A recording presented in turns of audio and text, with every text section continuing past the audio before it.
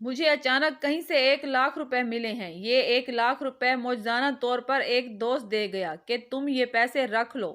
میں نے کہا لیکن کیوں؟ کہتا ہے ویسے ہی، میرے پاس پڑے تھے تو سوچا تمہیں دے دوں، شاید تمہارے کام آ جائیں۔ کہنے لگا میں کافی دنوں سے یہ پیسے تمہیں دینا چاہتا تھا لیکن وقت ہی نہیں مل رہا تھا۔ مجھے وجہ سمجھ نہیں آ رہی تھی کہ کیوں پیسے دے رہا ہے۔ خیر اس کے بے حد اصرار پر میں نے پیسے لے لیے اور گھر بھیج دیے، کیونکہ پچھلے 6 ماہ سے میں پاکستان اپنی والدہ اور بیوی بچوں کو پیسے نہیں بھیج سکا تھا۔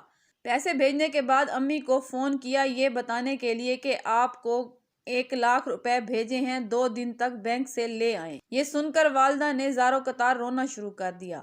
میں نے پوچھا امی جی کیا ہوا؟ فون پر سسکیوں کی آواز سن کر پریشان ہو گیا۔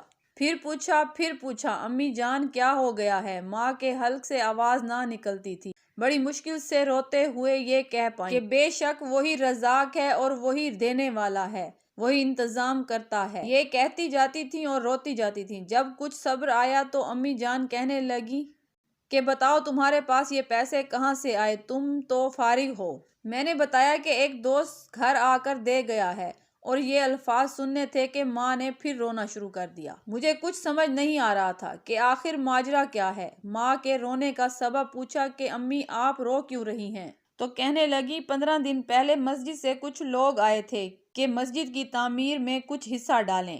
میں نے 1000 دینے کا وعدہ کر لیا تھا لیکن پیسوں کا انتظام نہیں ہو رہا تھا۔ گھر میں تقریباً فاقے چل رہے تھے لیکن میں نے نیت کی تھی کہ جو بھی ہو جائے 1000 مسجد کی تعمیر میں لازمی دینا ہے۔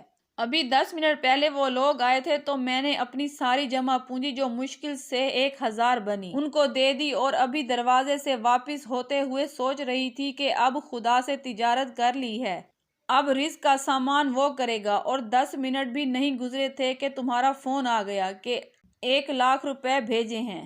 امی روتی جاتی تھیں اور کہتی جا رہی تھیں کہ بے شک خدا کی راہ میں دینے والوں کو وہ اور بھی بڑھا کر دیتا ہے، اور اس واقعے نے میرا توکل اور بھی بڑھا دیا کہ خدا کیسے رزق کا سامان کرتا ہے، کسی کے آگے ہاتھ نہیں پھیلانے دیتا۔ وہ ستار پردہ پوشی بھی کرتا ہے اور آزما بھی لیتا ہے کہ کون ہے جو تنگی کی حالت میں راہ خدا میں خرچ کرتا ہے۔ بے شک وہ بڑا غفور الرحیم ہے، اس کے کرم کی کوئی انتہا نہیں۔ کاش یہ بات ہر دل میں اتر جائے۔ خواہش صرف اتنی ہے کہ کچھ الفاظ ایسے ہوں جس سے کوئی گمراہی کے راستے پر جاتے ہوئے رک جائے، نہ بھی رکے تو سوچ میں ضرور پڑ جائے کہ اللہ کی راہ میں دینے سے مجھے بہت زیادہ ملے گا۔ اللہ سے دعا ہے کہ تمام دیکھنے والوں کو نیکی کرنے کی توفیق عطا فرمائے اور ہمارا خاتمہ ایمان پر فرمائے، آمین ثم آمین۔